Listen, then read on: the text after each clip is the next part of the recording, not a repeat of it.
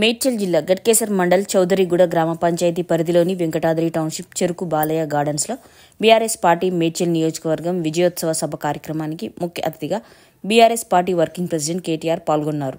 ఈ సందర్భంగా కేటీఆర్ మాట్లాడుతూ ప్రజల కోసం పనిచేసే నాయకుడు మల్లారెడ్డి అని, మల్లారెడ్డితో పోటీ పడే పరిస్థితి ఎవరికీ లేదు అని అన్నారు. 420 హామీలు ఇచ్చిన రేవంత్ ప్రభుత్వానికి బుద్ధి చెప్పాలి, మోసపూరిత మాటలు చెప్పి అధికారంలోకి వచ్చారు అని అన్నారు. 1,57,00,000 మంది ఆడబిడ్డలు 2,500 కోసం వేచి చూస్తున్నారని, 6.5 లక్షల మంది ఆటో డ్రైవర్లు కడుపు కొట్టారని అన్నారు.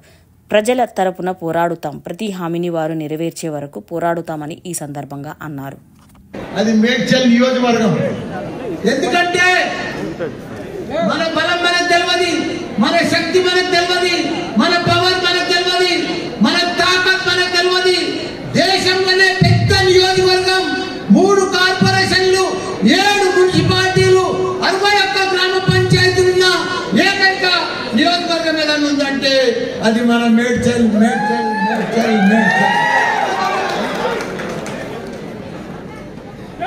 నేను ఎంపీ అయినా మేడ్చల్కి వెళ్ళి, ఎమ్మెల్యే అయినా, మా కేసీఆర్ గారి ఆశీర్వాదంతో మంత్రి అయినా, మళ్ళా ఎమ్మెల్యే అయినా మీ అందరి ఆశీర్వాదంతో 10 మున్సిపాలిటీలను, 3 కార్పొరేషన్లను, 7 మున్సిపాలిటీలను అందరినీ గెలిపించుకున్నాం. అదే మాదిరిగా జిల్లా పరిషత్ చైర్మన్ గెలిపించుకున్నాం.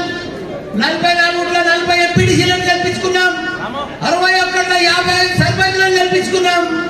210 మంది కార్పొరేటర్లు, కౌన్సిలర్లు ఉంటే 190 మందిని గెలిపించుకున్నాం. ప్రతిదీ కూడా 95%. నేను మంత్రి అయినాక గెలుపంతా బీఆర్ఎస్, కేసీఆర్, బీఆర్ఎస్. ఆ మాదిరిగా మేడ్చల్ అట్లా అభివృద్ధి చేసిన. ఇప్పుడు 2 ఏళ్ళుగా కరోనా వచ్చింది రాష్ట్రంలో, దేశంలో మొత్తం. అయినా కరోనాలో అందరి పేద ప్రజలను, హాస్పిటల్ కానీ మంచి చెడ్డ అన్ని ఆదుకున్నాం. మా కార్పొరేటర్లు, సర్పంచులు, ఎంపీటీసీలు, జెడ్పీటీసీలు ప్రతి ఒక్కరు కూడా ఒక సైనికుల మాదిరిగా పనిచేసి కరోనాలో కూడా మంచిగా ఆదుకున్నాం. ఆ తర్వాత గ్రామ పంచాయతీలలో డబ్బులు లేకపోతే నా సొంతం డబ్బులతోటి 61 గ్రామాలల్లో మా అక్క చెల్లెళ్లకు మట్టం పెద్దలని ప్రతి గ్రామంలో, ప్రతి వీధిలో రోడ్లు వేపించండి మీ మల్లన్న.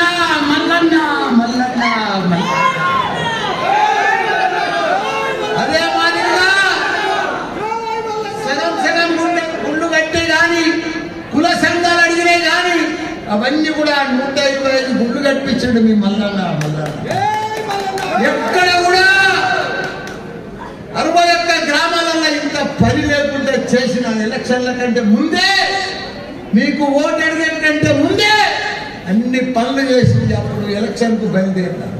మీ అందరి ఆశీర్వాదంతో మంచి మెజారిటీ తోటి మళ్ళీ నన్ను గెలిపించినందుకు ఇలా విజయోత్సవ సభ పెట్టినాను. నాకు 71 సంవత్సరాలు. నేను ఎంపీ అయినా, మినిస్టర్ అయినా, ఎమ్మెల్యే అయినా నాకు భగవంతుడు ఏమి బాకీ లేడు. ఆ భగవంతుడికే నేను బాకీ ఉన్నా. ఆ బాకీ ఏంటంటే మీ అందరి రుణం తీర్చుకోవాలి. నేను నా గొంతులో ప్రాణం ఉన్నంతసేపు మీ అందరికి కూడా ప్రజాసేవ చేస్తా. మీ అందరికి కూడా హాస్పిటల్ సేవ కానీ ఇంకా ఏదైనా సరే ప్రతి సేవ నాకు మంచిగా భగవంతుడు కూడా మంచిగా డబ్బులు ఇచ్చిండు, ఆస్తి ఇచ్చిండు, కొడుకులను ఇచ్చిండు, కోడళ్ళని ఇచ్చిండు. ఈ తర్వాత నా కొడుకులు కానీ, కోడళ్ళు కానీ, అక్కలు కానీ, బావలు కానీ, తమ్ముళ్ళు కానీ, చెల్లెళ్ళు కానీ అంతా ఈ తర్వాత మీరే. నాకు భద్ర కొడుకు కాదు, మీరే నా కొడుకు. ప్రీతి నా కోడలు కాదు, మీరే నా కోడలు, మీరే నా బిడ్డలు. మీకోసమే సేవ చేస్తాను. నేనేదో రాజకీయ మాట మాట్లాడతలేను, సినిమా డైలాగ్ కొడతలేను. మీకు రియల్ గా చెప్తున్నాను, నా మనసుతో చెప్తున్నా. ఎందుకంటే మీకు తెలుసు, ఈ 4 ఏళ్లలో మీకు ఏదైనా హాస్పిటల్ బాగా వచ్చినా క్యాంపులు పెట్టి, మీ అందరికి కూడా హెల్త్ క్యాంపులు పెట్టి, మా హాస్పిటల్ కాకుండా మా అల్లుని హాస్పిటల్, మా తమ్ముని హాస్పిటల్, లేదు రూపాయి తీసుకోకుండా మా అల్లుడు కూడా సేవ చేస్తున్నాడు. ఇవన్నీ కూడా జరుగుతూ ఉన్నాయి. ఇవన్నీ చేస్తా ఉన్నాం. ఇసొంటి లీడర్ దొరకడమ్మా, దొరకడు మళ్ళా లీడర్ దొరకడు.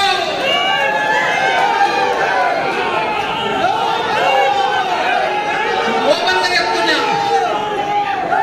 గత 30 సంవత్సరాల నుంచి కూడా మీరు పెద్ద లీడర్లను చూసిండ్రు, ఎమ్మెల్యేలను చూసిండ్రు, ఎంతో మంది వచ్చిపోయారు. కానీ ఇలాంటి మంత్రిని, ఇలాంటి మనిషిని, ఇలాంటి ఎమ్మెల్యేలు మీరు చూడలేదు. ఎందుకంటే పనిచేసే మనుషులం ఏదో ఆశపడి ఏదో కాంట్రాక్ట్ల కోసమో డబ్బుల కోసం ఇలా వెంకటేశ్వర చూస్తున్నావు. 14 ఏళ్ళైంది ఆ ఫ్లైఓవర్ ఎవ్వడు ముట్టుకోలే. 4 ఎమ్మెల్యేలు మారేడు.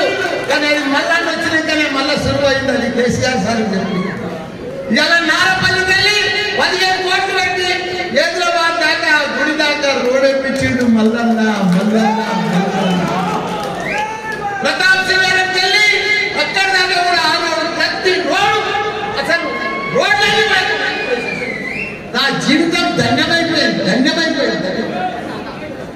కేసీఆర్ గారు మన తెలంగాణలో 12,669 గ్రామాలు ఉంటే ప్రతి గ్రామంలో ఒక డంపింగ్ యార్డు, గ్రేవ్ యార్డు, తాగునీరు, సాగునీరు, కరెంటు ఇవన్నీ కూడా చేసిన ఘనత, క్రీడా మైదానం, నర్సరీ ఇవన్నీ కూడా మన కేసీఆర్ చేసింది. ఇవన్నీ కూడా ఒక బిడ్డ పెళ్ళైతే మనకు కళ్యాణ లక్ష్మి ఇచ్చింది. ఒక బిడ్డ మన ఆడబిడ్డ కొడుకు బిడ్డ కేసీఆర్ కిట్ ఇచ్చిండు. 12,000 13,000 రూపాయలు ఇచ్చిండు. దళితులను ధనవంతులు చేయాలని దళిత బంధు తీసుకొచ్చిండు. బీసీలకు బీసీ బంధు తీసుకొచ్చిండు. ముస్లింలకు ముస్లిం బంధు తీసుకొస్తే ఈ కాంగ్రెస్ గవర్నమెంట్ ఫులూకుల బై ఛాన్స్ గా ఓ గల్తీలా ఆ గవర్నమెంట్ వస్తే ఇప్పుడు వాళ్ళు పెద్ద మాటలు మాట్లాడి ఉన్న బంధువులని బంద్ చేస్తున్నారు. వాళ్ళు లీడర్ రావాలి. 56 సంవత్సరాలు వాళ్ళు భారతదేశాన్ని పరిపాలించారు కాంగ్రెస్. వాళ్ళ చరిత్రనే తెలుసు. చాలా విషయాలు చెప్పినారు. అందులో ముఖ్యంగా వారు చెప్పిన దానిలో ఒక విషయం మీరు గమనించాలని చెప్పి నేను కోరుతా ఉన్నాను. మన ముఖ్యమంత్రి రేవంత్ రెడ్డి గారు మాట్లాడుతూ మొన్న చెప్తున్నాడు ప్రెస్ మీట్లో, మీ 6 గ్యారంటీలు, మా 420 హామీలు మేము ఇచ్చినాయని మాటలు నెగ్గాలంటే కేంద్రంలో ప్రభుత్వం మళ్ళీ మాదే రావాలి, అందుకోసమే మాకే ఓటేయాలి, లేకపోతే మాత్రం ఇవి చెయ్యా అని చెప్పి కుండబద్దలు కొట్టినట్టు ఇవాళ స్వయంగా ముఖ్యమంత్రి హోదాలో ఉండి ఈరోజు రేవంత్ రెడ్డి గారు చెప్తా ఉన్నారు. ఒక మాట మీరు అందరూ కూడా దయచేసి ఆలోచించాలని చెప్పి నేను కోరుతా ఉన్నాను. ఒక రకంగా చెప్పాలంటే ఈ ముఖ్యమంత్రి గారు మొన్న ఆయన చెప్పిన మాటలతో మనకు అర్థమయ్యేది ఏంటంటే ఆల్రెడీ చేతులు ఎత్తేసిండు, నాతోని నేను ఇచ్చిన హామీలు అమలు చేసుకుని నాతో కాదు అని నిజంగా కూడా చేతులు ఎత్తేసినట్టే అనిపిస్తా ఉంది. ఎందుకంటే ఆయనకు కూడా ఎరికాడు ఆ ఇండియా కూటమిలో ఎవరు లేరు. ఇలా కాంగ్రెస్ అక్కడ మమతా బెనర్జీ గారు వెళ్ళిపోయినారు, నితీష్ కుమార్ వెళ్ళిపోయిండు, అఖిలేష్ యాదవ్ ఆయన దారి ఆయన చూసుకుంటున్నాడు, కేజ్రీవాల్ వెళ్ళిపోయిండు, కేరళలో సిపిఎం వాళ్ళు వెళ్ళిపోయినారు, అక్కడ ఒక్కడు రాహుల్ గాంధీ మాత్రమే మిగిలిండు. కాబట్టి వాళ్ళు వచ్చేది లేదు, సచ్చేది లేదు. వాళ్ళు ఇప్పుడున్న పరిస్థితుల్లో గతంలో వచ్చిన 50 సీట్లు 55 సీట్లు కూడా తెచ్చుకునే పరిస్థితులు లేదు. వాళ్ళు నిజంగా కేంద్రంలో బీజేపీని ఆపే సత్తా ఎవరికైనా ఉంది అంటే బలమైన ప్రాంతీయ నాయకులు కేసీఆర్ కానీ, మమతా బెనర్జీ కానీ, కేజ్రీవాల్ కానీ ఇట్లాంటి నాయకులకు ఉన్నది తప్ప కాంగ్రెస్ పార్టీకి ఆ సత్తా ఎంత మాత్రం కూడా లేదు. అందుకే నేను మీ అందరినీ ప్రార్థించేది, మొన్న ఎట్లా అయితే మల్లారెడ్డి గారికి బ్రహ్మాండమైన మెజారిటీనిచ్చి గెలిపించిండ్రో, ఎంతమంది కొట్లాడినా అవన్నింటినీ బేఖాతరు చేసి అందరు కలిసి కట్టుకు కొట్లాడినరో అదే విధంగా రేపటి రోజున పార్లమెంట్ ఎన్నికల్లో కూడా ఇవాళ బీజేపీకి చెక్ పెట్టాలి అంటే బీజేపీకి ఎందుకు చెక్ పెట్టాలి కేంద్ర ప్రభుత్వానికి అనే మాట కూడా మీరు అడగచ్చు. తప్పకుండా చెప్పవలసిన బాధ్యత మీద ఉంది. ఇవాళ మీరు చూస్తున్నారు కృష్ణా నది మన రాష్ట్రంలో ప్రవహిస్తుంది, గోదావరి నది ఇంకోవైపు, ఒకవైపు కృష్ణా నది. ఈ 2 జీవనదులే మన తెలంగాణలో రైతుకు ప్రాణాధారం. అట్లాంటి కృష్ణా నదిలో ఇప్పటి వరకు గత 10 ఏళ్లలో తెలంగాణ రాష్ట్రం ఏర్పడ్డాక ఆ కృష్ణా నదిలో మా వాటా ఎంత, ఉమ్మడి ఆంధ్రప్రదేశ్ నుంచి ఏర్పడ్డ తర్వాత అల్లగైన తర్వాత మా వాటా ఎంత అంటే వాటానేమో తెలిసలేదు. మోడీ గారు 10 ఏళ్లలో కనీసం కృష్ణా జలాల్లో తెలంగాణ హక్కు ఎంత, వాటా ఎంత అని తెలిసే టైం ఆయనకు లేదు. లేకపోగా నిన్న రేవంత్ రెడ్డి గారు ఢిల్లీకి పోయి నిన్న వచ్చింది బయటికి వార్త, KRMB ఉంటుంది, కృష్ణా రివర్ మేనేజ్మెంట్ బోర్డు. మన వాటా తేల్చకుండానే, మన నీళ్ళెంతో లెక్కలు చెప్పకుండానే ఇవాళ కృష్ణా రివర్ మేనేజ్మెంట్ బోర్డుకి ఆ కృష్ణా జలాలను అప్పచెప్పి రేపు ఏ ప్రాజెక్ట్ కట్టాలన్నా, అక్కడికి ఒక చుక్క నీరు తీసుకోవాలన్నా ఢిల్లీ చేతిలో మన జుట్టు పెట్టి ఇవాళ ఈ ముఖ్యమంత్రి గారు మన ప్రయోజనాలను, మన రాష్ట్ర ప్రయోజనాలను ఢిల్లీకి తాకట్టు పెట్టి వచ్చినాడు. ఎందుకుండాలి బీఆర్ఎస్, ఎందుకుండాలి గులాబీ జెండా పార్లమెంట్ లో అంటే, ఇవాళ మీరు చూస్తున్నారు పార్లమెంట్ లో కేవలం ఒకే ఒక్క పార్టీ మాత్రమే అడుగుతున్నది, ఒకే ఒక్క పార్టీ మాత్రమే కృష్ణా జలాల్లో తెలంగాణ వాటా గురించి కొట్లాడుతున్నది. అది మన గులాబీ జెండా వేసుకున్న మన ఎంపీలే తప్ప ఇంకెవరు కనీసం మాట్లాడలేదు. కాంగ్రెస్ ఎంపీలు లేరు, బీజేపీ ఎంపీలేమో మాట్లాడే పరిస్థితి లేదు. అందుకే ఈ రెండు జాతీయ పార్టీలను నిలదీయాలన్నా, కేంద్రంలో మన హక్కుల కోసం మాట్లాడేటోడు ఉండాలన్నా, అక్కడ నిలదీసేటోడు ఉండాలన్నా, ప్రశ్నించేటోడు ఉండాలన్నా, గల్లా బట్టి అడిగేటోడు ఉండాలన్నా, రాష్ట్రానికి కావాల్సిన తెచ్చేటోళ్ళు ఉండాలన్నా ఈ గులాబీ జెండా వల్ల అయితే తప్ప కాంగ్రెస్ పార్టీ వల్లనో బీజేపీ వల్లనో కాదు. రాజ్యాంగబద్ధంగా, చట్టబద్ధంగా మనకు రావాల్సిన ఇట్లా వస్తాయి. కానీ మనకు ఇంకా అదనంగా ఏమైనా రావాలి అంటే, గతంలో మల్లారెడ్డి గారు ఎంపీగా పనిచేసినారు, మంచిగా పనిచేసిండు, బ్రహ్మాండంగా ప్రశ్నలు అడిగిండు. ఆ తర్వాత ముఖ్యమంత్రి కేసీఆర్ గారు పిలిస్తే ఇక్కడికి వచ్చి ఎమ్మెల్యే అయ్యిండు, తర్వాత మంత్రిగా మీ అందరికీ బ్రహ్మాండమైన సేవ చేసినాడు. ఇలా ఆయనతోని మేము ఇవ్వాలి కూడా పోటీ పడే పరిస్థితి లేదు మల్లారెడ్డి గారికి. ఎందుకంటే ఆయన మా అందరికంటే యువకుడు, ఉత్సాహవంతుడు, మా అందరికంటే ఎక్కువ ఉరుకులాడతాడు. ఆ ఉరుకులాట అంతా మీకోసం. ఎప్పుడు కలిసినా, ఎక్కడ కలిసినా గత 10 ఏళ్లలో మా మేడ్చల్ నియోజకవర్గం ఆ రోజు పార్లమెంట్ మెంబర్ ఉన్నప్పుడు కానీ, ఎమ్మెల్యే ఉన్నప్పుడు కానీ మా మేడ్చల్కి ఇది కావాలి, మా గట్కేసర్కి అది కావాలి, మా జవహర్ నగర్కి ఇది కావాలి, మా బోడుప్పల్కి అది, మా ఫిర్జాదిగూడకి ఇది, మా పోచారంకు ఎప్పుడు చూసినా 10 మున్సిపాలిటీలు, అదేవిధంగా 61 గ్రామ పంచాయతీలు, వాటికి సంబంధించిన పనులు తప్ప మరి పూర్తి స్థాయిలో ప్రజల కోసమే సిన్సియర్ గా పనిచేసిన మల్లారెడ్డి గారు తప్ప వేరే ఎన్నడూ కూడా పని చేయలేదు. వాళ్ళ సొంత డబ్బులు పెట్టి 125 గుడులు కట్టించిన, దాదాపు 60-70 కోట్ల రూపాయలు ఖర్చు పెట్టి సీసీ రోడ్లు వేసిన ఆయన కమిట్మెంట్ కి ఇదంతా కూడా నిదర్శనం అనే మాట కూడా మేము విజ్ఞప్తిస్తాం. రేపటి రోజున కూడా మల్లారెడ్డి గారు కానీ, రాజశేఖర రెడ్డి కానీ, రాజు కానీ, నేను కానీ మీ అందరికి ఇచ్చే మాట పెట్టాను.